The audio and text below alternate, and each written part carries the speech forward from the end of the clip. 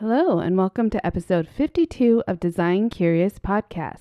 Today on the episode, I'm very pleased to be speaking with one of my coaches, Tobi Fairley. And we are going to get into all about how she started her career in interior design and the path that she took to get there. Before I talk a little bit more about her, I want to remind you I have that great quiz that I just developed for you to take and find out what type of interior design you should be doing, whether it's residential or commercial or hospitality or spatial experience.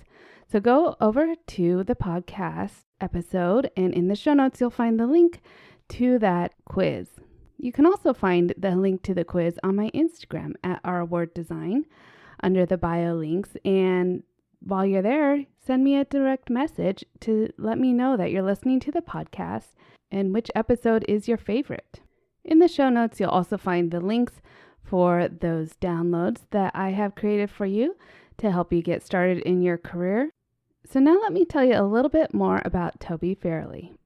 Tobi Fairley is an innovation igniter, a thought architect, and one of the leading voices on reimagining what it means to run a successful creative business in an equitable and sustainable way. As the host of the Design You'd podcast, Tobi delivers a life-altering inspiration for creative entrepreneurs mixed with tactical business advice and unfiltered aha moments on topics most business gurus won't dare to cover. And I have been listening to her podcast since episode 1 and love all of the episodes. It's great. So if you want to binge one, you can go back and listen to all of her great business advice and straightforward talk about design and what's up and coming in the design business. She's been featured in many publications, as we talk about in the episode.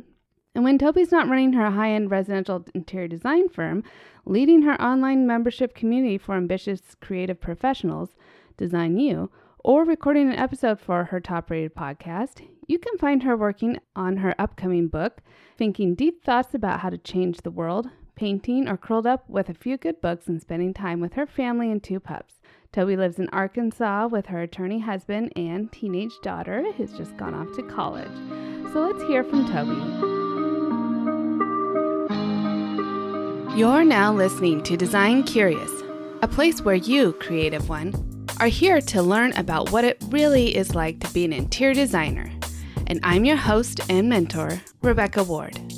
If you're worried about how to succeed in a creative career, if you're ready to learn your next steps to become an interior designer, and if you want the satisfaction of doing something you love every day, you are in the right place. Grab a coffee, a notebook, and let's dig into today's episode. Hi, Tobi. Thank you for coming on the podcast today. It's such a pleasure to talk with you. Thank you so much for having me. I'm really excited to be here and so proud of your podcast. It's awesome. Oh, thank you. Yeah. And I would be remiss if I didn't say that one of the reasons why I have this podcast is because of my work with you. And it really prompted me to start doing courses and a podcast and all the things. And so you're part of the reason why we're here today. Well, I'm so happy to be a part of that. And thank you for trusting us to work with you. But I do always remind people when they give me some credit that they're the ones who do all the hard work. So yes, I may have inspired you, but you're the one who pulled it off. So bravo. Oh, thank you. Thank you. So let's go back to talk about your career in interior design. And I know that you didn't come to it traditionally, like it wasn't your first career choice, right? Yeah. So it actually ended up really being my first career, but it took me a while to figure out what I wanted to do. So originally, when I got out of high school, I was always a great student and always creative, but also I'm old enough, being in my early 50s, that when I was getting out of high school, there wasn't as much encouragement to do what you love. There was a lot more encouragement to do what would be lucrative or what would be stable or all of those things. So yeah, at one point I was like, do I want to do pre-med? I love science. I love biology. And I was like, yeah, no, I don't think I could do the blood and stuff all the time. Although I would be good at it and I could pass it in school, I don't think I want that as a career. And so I assumed I would do something in business, and my dad encouraged me, which he had also done with my brother, to get an accounting degree. And I mean, I understood that. Like, I understood the reason behind having that kind of business background, and I'm really glad I have it now. But 4 years of an accounting degree was really not very fun. And I'm not a Yeah. quitter. I always finish everything. So I finished it, but I was like in about year 3 and I started understanding. It was like when HGTV was kind of just really coming on the scene. And being from Arkansas, I hadn't had a lot of exposure to interior designers. My parents had worked with a person or two, but not in the way that we think of design now. It's really an up and coming field. And I was like, ooh, I think that's my career. And I remember back then, there was no internet to get online and search. So I had to call the University of Arkansas and ask them if they had a degree in this field. And they had to mail me stuff by snail mail for me to learn about the career. Wow. But it was really fun. And I was like, okay, I think that's for me. And so I immediately after finishing my accounting degree, turned around and went right back to school and did 4 years of design. The interesting thing about that, when you already have a degree like accounting, and I had 160 hours of education, but design degrees take 4 years because it's all consecutive. I had all this extra time. So I was like, what am I going to do with that? I'm going to have an art minor or whatever. And I had this great advisor who said, no one ever comes through here with a business degree already. Why wouldn't you get a master's in business in your spare time? Which I went ahead and did. So I remember not only did I tell my parents, okay, I'm going back to school and I'd love it if you would help me pay for it. Then I called like 3 months in and said, oh, and now I'd love to also go to grad school. And so now all my hours will be paying grad school hours because I'll be considered a grad student. And they're like, great. Like, what else can we pay for? But it turned out to be a really, really great decision. And in hindsight, it looks like I was so smart to have all of that. It wasn't as forethought as it looks, but it really did pay off to have the combination. And I ended up really in the field that I was supposed to be in all along. For sure. So when you talk about like your parents want you to have a career that's financially stable and everything, like automatically interior design gets kicked to the curb. Like right. As do all the other artsy degrees, right? Anybody who wants to be an artist or a creative, it's like, well, that's not going to do it. Right. Yeah. But thankfully, I did have a sense that although maybe the average salaries for art type careers, artsy careers, are not always enticing, I had this kind of knowing that if you really do follow your heart and what you're meant to do, and you really become really great at what you do, that it doesn't matter what you do, you can definitely create a financially stable, lucrative career. So I was hanging on to that thought and that thread the whole time going, okay, maybe the starting salaries are horrible, but I'm going to do something different with this. I'm going to go to the next level with this. Yeah. Use that to spur you on and to elevate the field, really. And so that's wonderful. Yeah, I know a designer who actually sometimes requires her employees to have a minor in business as well as interior design, because business is such a huge part of, especially of the residential designer's life. Right. Yeah. It's really just being an entrepreneur. Like our skill set is design, but really the bulk of what we do is we run a small business day in and day out. And so it kind of doesn't matter what kind of small business it is. Small business is hard. Entrepreneurship is hard. Cash flow is hard. And all that stuff really does matter, especially to people who tend to be more creative and don't really like to think of that stuff. You know, I have the benefit of literally being about 50-50 left brain, right brain. Even my human design says so, which is kind of funny, but I've always known that about myself. But a lot of creatives tend to lean very into the creative brain and don't want to think about any of that, linear stuff or the structure or the spreadsheets. And we don't really have a choice if we're going to run our own business. So, yeah. And so from what I know about you is that you're kind of a super learner. So you'll if you want to know about something, you'll go and take a course or you'll get a degree or get certified about it. Do you think that it is required, though, for all people to kind of get that level of education going into the field? No, I mean, definitely it has benefited me to be that type of person. Like you said, when I'm interested in something, I have an extreme drive and a ridiculous amount of focus to be able to really go deep into something. I like the confidence it gives me when I put some level of formal education behind something that I'm doing. Not everybody's wired that way. There are plenty of people who are like, I'll figure it out along the way. And I mean, I definitely have that I'll figure it out thing, but I like to hedge my bets with hard knowledge and tangible facts and all of those things. So it's not a requirement, but Do I think it's made it easier or given me more confidence? I would say yes. I think it's the confidence thing, because I think we tend to, as women, as creatives, as business owners, as humans, second guess so many things. And when I can back up my thought process, my logic, my sort of educated guesses with facts and numbers, it usually gives me a lot of confidence to move forward in decisions where I think a lot of people stay stuck. So it definitely, I have a bias towards taking action, towards making decisions quickly and easily. And I think that probably has to be part of it, because I've got a lot of knowledge to help me as I'm moving forward in big decisions. Yeah. Have confidence in taking action because you have all that data behind you. Yeah, totally. The facts of learning. Yeah. Yeah. Yeah, that's good. So you got your degree, and then did you start working for someone else, or did you start your own business?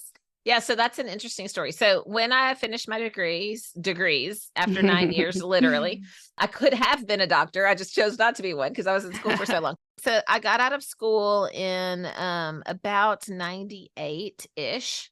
And I went and interviewed in Little Rock in Arkansas, where I live, for a design position. And the starting salary was $17,000. And I was like, I mean, yeah, it's 1998, but that was still extremely low. Like, you're not going to be able to support yourself on that amount of money at that time.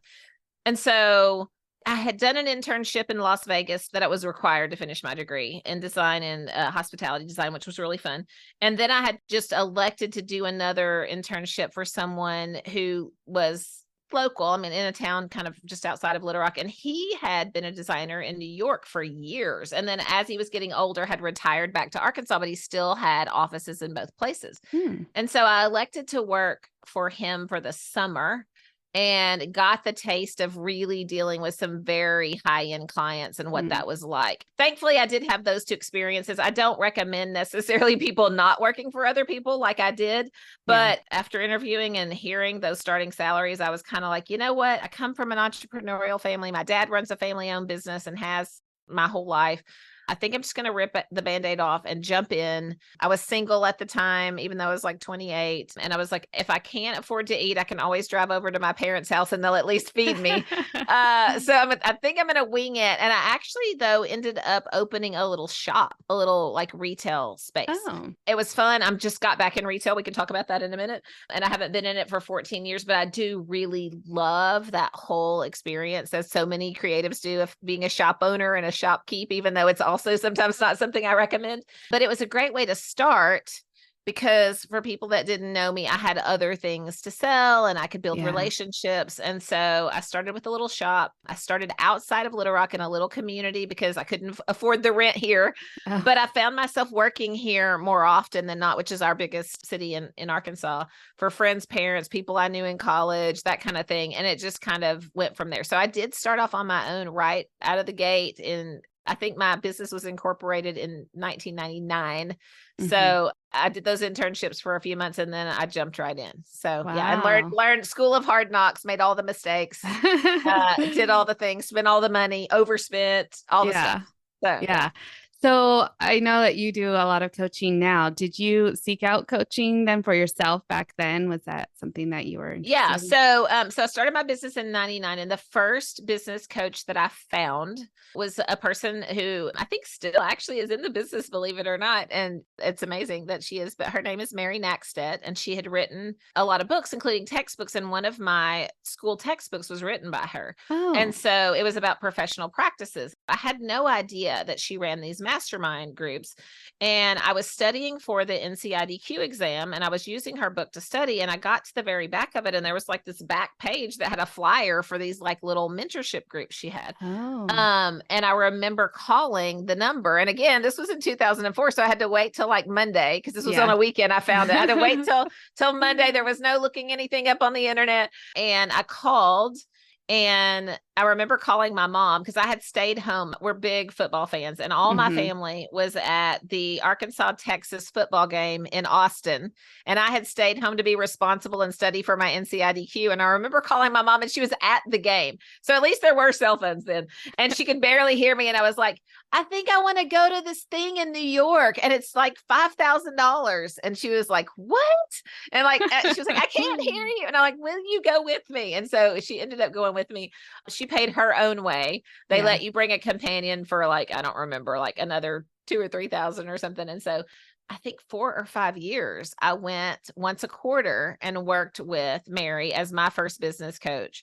And it made a tremendous difference. She was the first person to teach me how to charge flat fees. And I listened to everything she said. I did everything she said. I remember coming home from some of those sessions thinking, well, what have you got to lose? And my dad was even saying, this is never going to work. You're going to charge people how much to do this work? And I remember I pitched my first fee to someone. It was $29,000 in 2004. And they said, yes. Immediately, I was like, okay, this lady really understands the concept of pricing per value, not per dollar, and like really helping elevate and create a high-end luxury brand and all the things. So yeah, but the other thing that I knew when I was going to work with her is I had this understanding that some point in my future, I also would be really good at consulting and teaching because I was just really able to understand, absorb, break down, kind of make things very practical and understand implementation of the things she was teaching me. And it goes hand in hand with that part of me that it's a learner that has like all of that focus. And I like to think about building business almost as much as I like to think about building a space or a room. So I kind of knew from then, I was like, sometime in the future, I will be doing this kind of work too. Yeah, it was interesting. Yeah, I had a similar kind of feeling too. As I grow in my business and got coaching, I'm like, I really love being coached, but I also love coaching other people. People just started asking my advice and things like that. And it just was really just lighten up when someone would ask for my opinion on how to like help with their business and things like that. So I had a similar kind of path with that. And so then here we are, I have a mentorship group. So that's a really fun path to travel. So then you really grew your business at some point. I don't remember what year it was, but I know you were on like magazine covers and I just really, you had such an iconic style that it really stuck with me. Like your name was in my head because I knew your name and all the bright colors like went together all the time. I would say that was about 10-year path to really start showing up more in like a national way. And I remember prior to that, I had looked at Suzanne Kassler. I had gone on one time to her website and I was like, I wonder how long it took her from the first time she started getting published like locally in Atlanta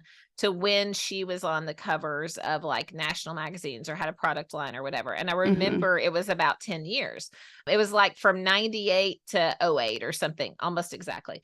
And I was thinking about that path. I had been getting published locally and at home in Arkansas and having covers and doing well, like really getting my work out there and growing my business, and got some really lucrative projects and like $1 million interiors projects. And this was probably around about from 99. This was about 08 or 09, which was interesting because it was right around when the recession was about to hit as well.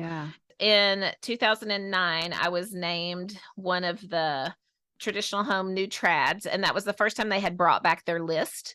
And everything kind of just started falling into place that same year, right about the same time in the spring. I also was on the cover of House Beautiful, and I had started networking, and I was at Market at High Point, and I had met Neil Turner. He was the assistant editor, and then Stephen Drucker was the editor at the time. And they happened to be at this event, and I went up and was talking to Newell and introduced myself to Stephen. And I said, I have a project that I'd love for y'all to see. And they said, well, we're actually looking we have a hole in the March issue. Any chance it would be appropriate for that? I mean, it was just like divine timing. And I was like, maybe. It's blue. And they're like, you're kidding. And like, this is the blue issue. And I was like, okay. And I sent it in and they were like, we love it. Can we shoot it? And the project was in Northwest Arkansas, about 3 hours away. And they flew in this amazing photographer, Francesco Legnesi, who was like the top of his game. They flew in Robert Ruffino, who I love, who just actually retired from working with Hearst. He's been a stylist for them for years. And so he came in to style the I mean, like the top people. Wow. I mean, it was blowing my mind. It just was like a fluke, and it all happened. And it literally happened in like a weekend. Like I sent them the project at Market, and like by the next Monday, they were like, when can we shoot? Wow. That was just a dreamy situation. And I had no idea it would be the cover. And then they called and they're like, it's the cover of the blue issue.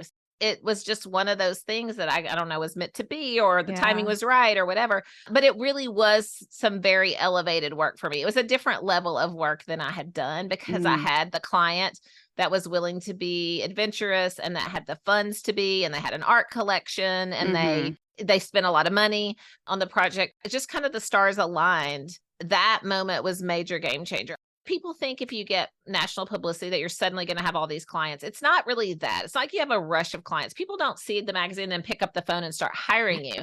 But it just puts you in a different level of credibility. It kind of aligns you alongside some other peers that have had that accomplishment. And it also just does something for your own confidence. So that's probably when you started seeing, or sometime after that. So that was in 2009. The list was for Traditional Home was in 2009. And then in 2012, I had another cover that time with Traditional Home. And then I think I had one in 2014. So, and I haven't had a national cover since probably 2014, which is funny now, is almost 10 years ago. We don't push magazines the way we used to in our industry. We do a lot of stuff on, online and with Instagram. But I had a really good run there in about 10 to 12 years into my career. I mean, almost 25 years now, or 24, that really took me to a different level. The other thing that was happening right then is that was right at the same time that design blogs and the whole blogosphere was like happening. And I was an early adopter, which I often am to things. I was an early adopter, and I was one of the only practicing interior designers writing a design blog. There were a handful of us, but most of the people blogging were design enthusiasts and not interior designers. Right. So Lauren Lease was writing, I was writing, a few people were, Erin Gates, a handful of people. And I don't even know if Erin was a designer yet, or if she was more of a blogger. Paloma Contreras was more of a blogger first before she was a designer. So Lauren and I think, had full-blown design businesses. But when that was happening, it was also so intriguing to magazines because they were scared of it. They were like, are these people our competition? Right. But at the same time, they wanted to tap into that knowledge and that tech and what was happening and the growth. And so it also opened up a lot of opportunities with magazines. They would be reading, like I would publish, and in real time, an hour later, somebody from like Southern Living would say, we saw you're having a party. Is it something we can photograph? What is it? Can you send us pictures? Yeah. So that was so cool because that had never happened before. And now it's so saturated in social media. But at that time, there just weren't that many of us doing it. And so it started instantly connecting us to magazines. So that was just, again, sort of a right place at the right time. I guess my lesson from that for people is, be an early adopter of things. Don't wait to try things because there's so much opportunity. You don't even know what could happen from you being willing to try things, to put yourself out there, to test new technology, to, be on the front end of a curve. So as we don't know what's going to happen with things like AI in the future, I would say stay very open and be willing to try and jump in on things, because that's the very thing I was doing, and it was paying off in humongous ways. Yeah. And you've made this point recently on your podcast too. I was listening that to be an early adapter, to be an entrepreneur, you have to be a risk taker as well. Absolutely. And so you have to put yourself out there. You have to be vulnerable. So there are a lot of mindset management that you have to do to make sure that you can keep being vulnerable and have a little bit of a tougher skin if somebody didn't like your photo, Right. If they didn't like it. And also just like the risk is like, it might not work. Yes, somebody might not like it, but you also are potentially wasting time. You also are potentially wasting money. You could create things that never gets picked up anywhere or published anywhere. But what if it does? Right. And so that was my experience. Like, if I'm going to look and say, well, I spent all this money of these projects that nobody ever said yes to, but they did say yes to a handful that took me to a whole other level. And so every time that I would invest time, money, photography, spending my own money to style things to take to a next level, or mock up a party and like photograph it or do things like that. Yeah, I was spending money and time, but it was an investment in the potential success, not the actual success. But what I found is, if I was willing to go ahead and put my own time and money into something, more often than not, people would say yes to it. An example of that is I did this teeny little thing. It's not even, I wouldn't have ever even really called it a show house. They kind of did, but I would call it more like a parade of homes or a model home or something in this tiny little community outside of Little Rock. And it was based on the idea of sustainability, like at the very beginning of that movement. So again, probably around that same period, 08, 09, I don't know, sometime a long time ago. It was called the Energy House. And I had noticed that Traditional Home was doing this new thing on social media that they were calling a tip clip. And it was just a little video, way before short form video. And so I was like, if I go shoot myself touring the home and spend my own money and hire a videographer and make some little clips and send them over to them, and not only say, here's a project I'm pitching about sustainability and like energy efficiency, which is a new cutting edge thing, but I also went ahead and spent my money to photograph it and to make these videos. And I knew magazines were short on budget. It was a recession and stuff. They accepted the whole thing. I got a 4-page spread in Traditional Home, and they ran my videos all over the place. That's a risk. They could have just said, no, thank you, or we'll do it ourselves or whatever. And they literally took everything as is and were like, oh my gosh, yes. Can we send this? Can we run this? It saved them time. It saved them money. It was an investment in 4 pages in a national magazine that you can't buy that kind of press because it wasn't an ad. It was a feature, right? Yeah. So those are the kind of choices and risks that I've taken along the way. And sometimes I've gone into debt to take some of those. I'm not recommending that, but I'm just saying like they are actual risk. It wasn't that I just had a pot of money sitting around, but I would make an educated decision and think, okay, this one, I have some proof. I see what they're doing. What if I meet them halfway? Or what if I kind of go there? I wonder what's going to happen. And that has paid off time and time again for me to do things like that.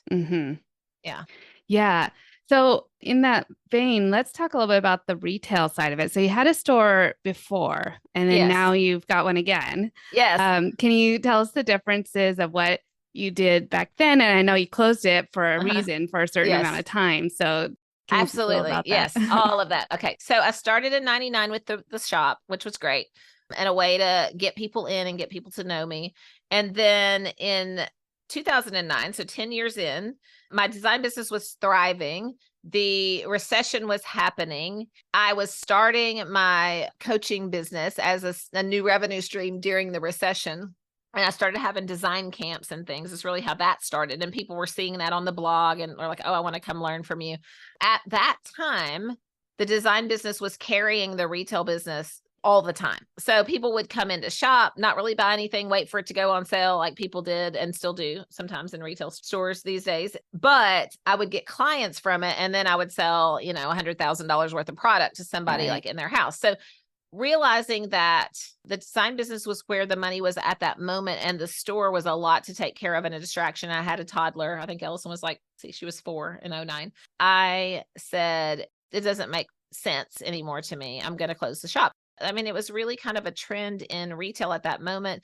Bunny Williams had her beautiful shop in New York. Charlotte Moss had, and they had both were closing their stores because retail was getting really hard right then because it was Amazon and a lot of the direct to consumer market was new, and retail was getting shut out because of the internet. So closed it. Happy I closed it. Happy I had it. All wonderful. Said I would never do retail again. Like you couldn't pay me enough to do that. It's not profitable. Fast forward 14 years and things are really different now. So there's Shopify. There's Shopify that integrates directly with Instagram. People can shop right from their phones. There are companies who drop ship to you and you don't even have to invest in the inventory necessarily. So things are so different. And also that 4-year-old toddler from back then is now an 18-year-old young woman going into apparel merchandising whose dream is to have a boutique. And so this mama and my mama heart was like, okay, let's do it. I was going to get back in anyway to sell my product lines that I have with like Woodbridge and other things and do more of the furniture side. Her dream is on the apparel side. And to be honest, I'm loving and having so much fun with the apparel and the clothes. But it's so different because as we're recording this, we've been open for 6 weeks or 7 weeks. I think 7 weeks.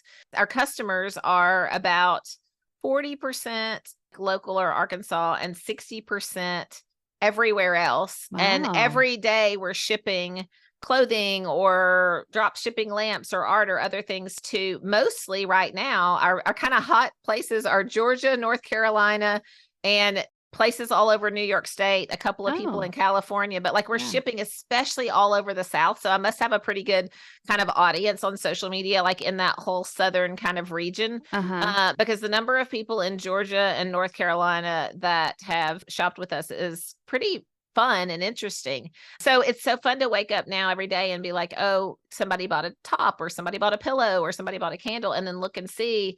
And more often than not, they're not here. They're in another state. Wow. So that is something that was not available in 2009 Right. when I closed the store. The internet was not even that helpful. Email was about the only way. There was no social media. You'd have to try to email or snail mail somebody an invitation if you were going to have an open house or a Christmas event. Right. And, social media has made all of that different. So it's kind of been interesting to watch how the internet and e-commerce and apps like Shopify and Instagram have brought this business to a totally different place. It doesn't mean that it's without risk, and it doesn't mean everybody should jump into it necessarily, but a lot of the kinks have been worked out in that realm since I was in it, and it makes it easier and fun in a lot of ways to be able to have a global audience. And so for me, that worked out great because over all of those 14 years, I've been building an Instagram following on my main Tobi Fairley site of 80,000 people or whatever.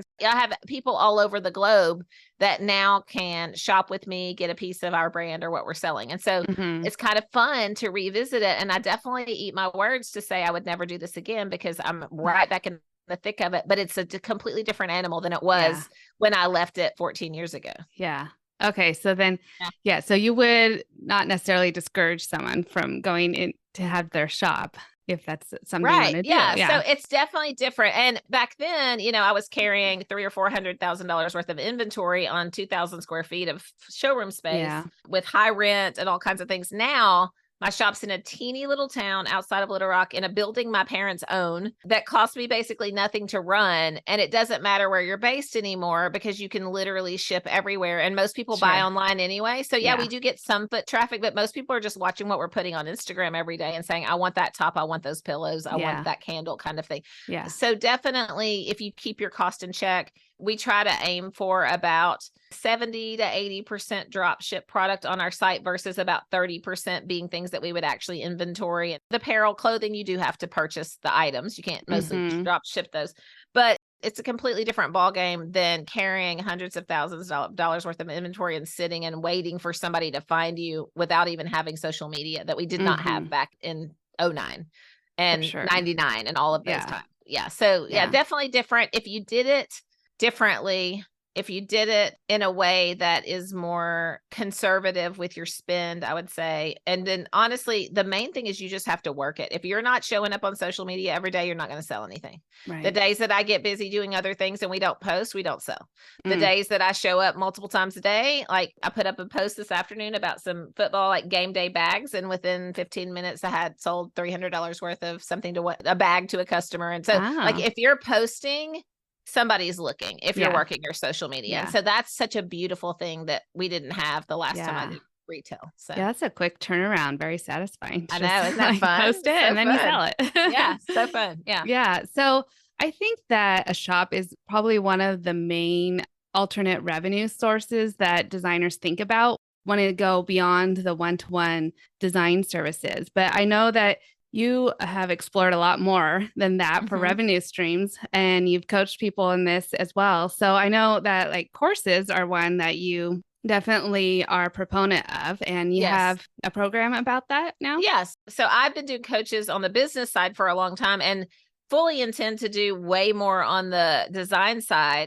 I actually did some about, how many years ago was that? They're still selling, but probably 5 or 6 years ago, House Beautiful asked me to partner with them. And I did some design courses with them and Creative Live, which is a very established company that sells online education. Yeah. Since then, I've mostly done things in the realm of business coaching, but I've taught many, many people and helped many people create design courses. And we're going to be rolling out a lot more of those ourselves soon.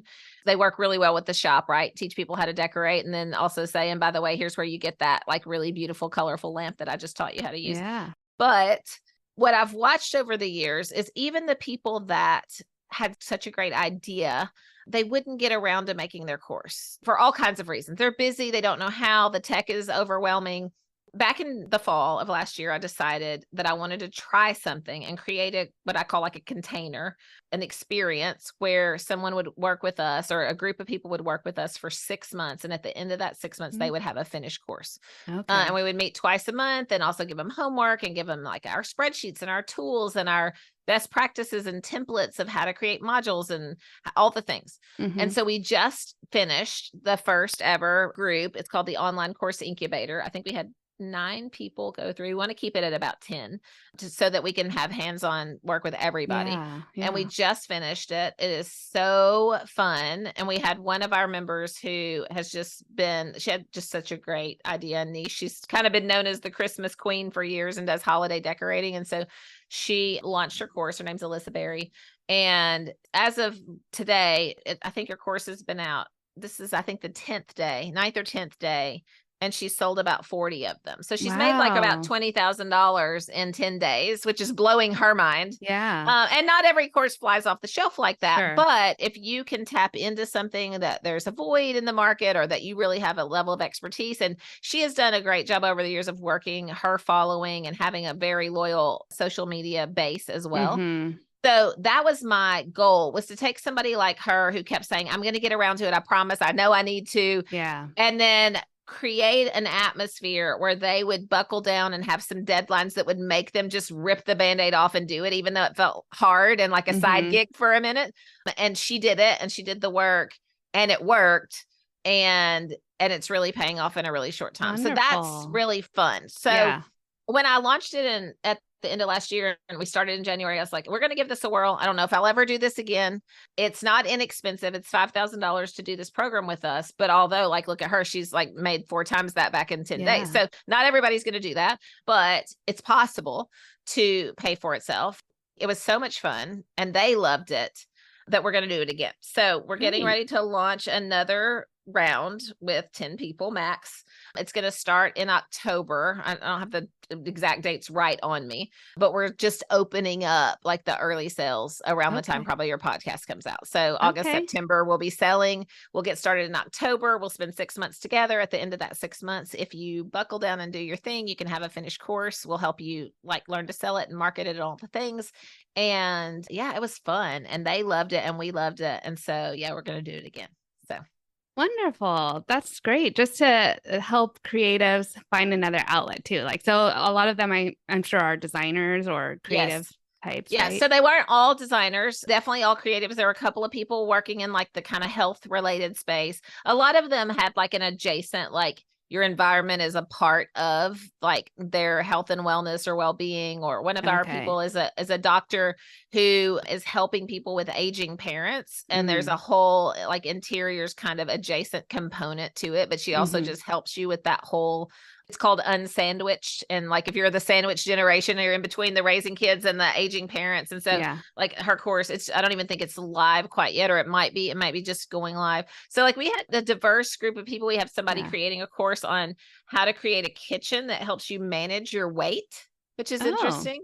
So like there's some really cool, we have a couple of people in the like Airbnb and short-term rental space. So like it's been a really fun process to see. One of them is an architect who's through the pandemic let her hair go silver. She's in Canada and like had a whole new kind of like epiphany of like who she is and stepped into kind of the next version of her. So she's all about aging beautifully. So she's in her 60s and she's an architect and she's like, I'm just kind of like coming into the next version of me. So I think it's called Silver Style and it's about finding your style. So like some really cool, unique things. And then one of the things we're doing in addition to that is we're in the process of creating a platform to sell other people's courses besides our own. So people that go through and finish a course are going to have the option, and they're getting that ready for us right now, to submit for consideration if we accept their course into our program. Like we'll be also helping to sell and do a revenue share with them, because I know the next step is, okay, you got your course done, but then what if I don't really have a big audience, or what if I don't know how to market it? And so it's going to be really fun to use our platform and our followers and to say, hey, you can not only get Tobi's course on decorate or Tobi's course on business, but you can get Alyssa's course on holiday decorating, or this person's course on Airbnbs. And so like creating that hub for online education in the design related space. So, you know me, I'm always playing with ideas. I'm always testing and trying things. And I'm always looking to see how I can help designers and creatives get over a hurdle or a hump that's kind of in their way, that's keeping them from being as profitable or having the kind of lifestyle or business that they want. I knew that would be the next hurdle. I was like, we can put all these people in business and they might have like a good out of the chute kind of like, sale. But then when everything kind of settles down and the new wears off, what are they going to do to keep getting in front of new eyes and really turning these courses into legit revenue streams that hopefully make six figures or multiple six figures for them. And so we want to play a role in helping them get there too. So that's the next thing. Yeah. So I'm always trying something. Yeah, you are. That's so great. I think that would be kind of fun too, to be on your side of it and seeing all of these amazing ideas come through that like, you wouldn't have thought of, that all these other people are bringing to you, and that you kind of get to be the first to peek in on these ideas and help to cultivate them. Yeah. And some of the other people that we've helped build courses through, like our Design U program, even before we had the online course incubator, our student and my good friend, Linda Holt, comes to mind, who's created the course on how to shoot interiors with your iPhone, because she's a photographer. So we've talked to Linda about partnering with us and selling her course on our platform once it's live. And so we have so many amazing people that we get to come into contact with all the time that you're right, that have great ideas and expertise that I don't have, but I do have the platform and I do have the reach. So how fun to put those two things together and say, like, what if we partner? What if we collaborate? Or what if we just sell your thing through our sources? And so that's going to be a fun next experiment to see what that looks like. So yeah. Great. Wow. Love that. Okay. So there's lots of things. We're going to keep tabs on you and put the links for everybody to be able to watch that course incubator come live and be able to sign up for that and just see what other ideas and things you have coming down the pipeline for all of us out here. So what other things would you say before we go, would you recommend to a designer who's just thinking about getting into the career? I think that we kind of started out saying you really have to have that business background, or you have to think like an entrepreneur. And I've had so many people over the years say to me, Tobi, I think you pivot. They call it pivot. I call it kind of just grow or expand. You pivot better than anybody I've seen. And I think what they mean is I'm always trying something, just like we're talking about. I moved into coaching in addition to design. And then we're like, what if we help people build courses? Or what if we try this e-commerce thing? And so the advice I would give people is, it's so easy to think that you're just going to do this one thing. I'm just going to be a designer. It's going to make me all the money I need for the rest of my life. And I don't really think business works that way anymore. The consumer can be your biggest competition doing their own design work. And so we have to have different angles to come at the revenue stream problem. I call it like putting a lot of poles in the water, right? So if we have one pole in the water, we can catch a fish at a time. If we have 5 poles in the water, we can catch 5 fish at a time. And so I would say to people either new in business, changing careers, or just coming out of school, that be open to the idea that business is multifaceted. Successful businesses are more multifaceted in 2023 and beyond. And you have to be willing to do multiple things, which can feel exhausting at times, but it also can be really fun and adventurous. And the sooner you get your mind around that whole idea of testing and experimenting and playing kind of in your business with different ideas and revenue streams, we can really tap into our creativity, and it can really make a huge difference in potential financially for us to grow our businesses. Right. Yeah. And I don't think that was a way of thinking that most of us had, especially people my age coming out of college in the 90s. Like you watch people get a job and do that thing for 40 years. And that's just not how business is anymore. You're going to be lucky if the thing you're selling stays hot the way it is in the format it's in for 3 or 4 years, but the consumer's fickle and technology is fast and always moving, and you've got to be moving and adapting too. So definitely encouraging people to start thinking that way, to not be surprised how much you have to be nimble and how many things you have to try to make businesses work, because I think otherwise that's the part nobody tells you. And I think that's the part that can create a lot of burnout for people. It can be very disheartening for people. It can feel extremely hard. And I think more than anything, it's the not knowing or being surprised by that takes a toll on people. But if you can know going in, I'm going to become a lot of different versions of me throughout my design career. And I'm going to have fun testing and trying and playing and being willing to put things to bed and invent new ideas, or even like I just did, circle back 14 years later to an old idea and like bring the new version of it to life. I think that's just how we have to think as business owners and creatives today and moving forward. So that would probably be my biggest piece of advice. It's served me very well to Mm-hmm. have that kind of a mindset, to Mm-hmm. be willing to keep reinventing myself. And it's also just way more fun. Yeah. The 50-something version of me that's reinvented is different than the 40-something, than the 30-something. And I know the 60-something will get to be different again too. And it makes it fun. It keeps me happy. It keeps me excited. Mm-hmm. And you got to stay excited in your Mm-hmm. business if you want it to do well. So yeah, really good to show that you can use your creativity not only for your design projects, but also in your business and in your life. So that's a great application for that. Well, thank you so much, Tobi, for sharing your knowledge and insight with us today. It was so fun. I'm often on the interviewer side of the mic, and I should do more of these because it is really fun. And it reminds me of a lot of amazing things that I have been able to accomplish, but also that a lot of other people have helped me do over the years. And I think that that's something that I should probably spend more time doing because it makes you a little less burned out about your business and a little more grateful when you're remembering all of those fun things. So thanks for taking me back down memory lane and reminding myself how fun of a career it's been and how much potential there still's left to do. Exactly. Thanks. Yeah, like a gratitude session. So totally. Absolutely. Wonderful. All right. Well, thank you, Tobi. We'll talk to you later. Thank you.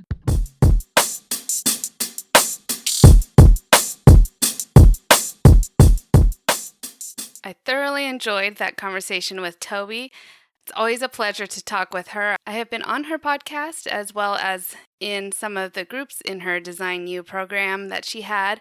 And it's just always great to talk with her. She has such great insight, very direct in her advice, and is just definitely a voice that I needed in my career path. So go and check her out. There's links to her course incubator in the show notes, as well as all the other things that she has going on, her website and her Instagram. You can reach out to her. She's very active on there, so I'm sure she would love to hear from you. And that's it for this week, so stay tuned. I've got another great episode next week with just a solo one with me, and we're talking about a very relevant topic for most interior designers. So stick around and find out what that is. Until next time, stay creative. Thanks for listening. If you love this episode, please leave a rating and a review. This helps me reach other curious creatives like you. If you have a topic request or would like to contact me, simply head over to my website, rwarddesign.com, or email me at podcast@rwarddesign.com.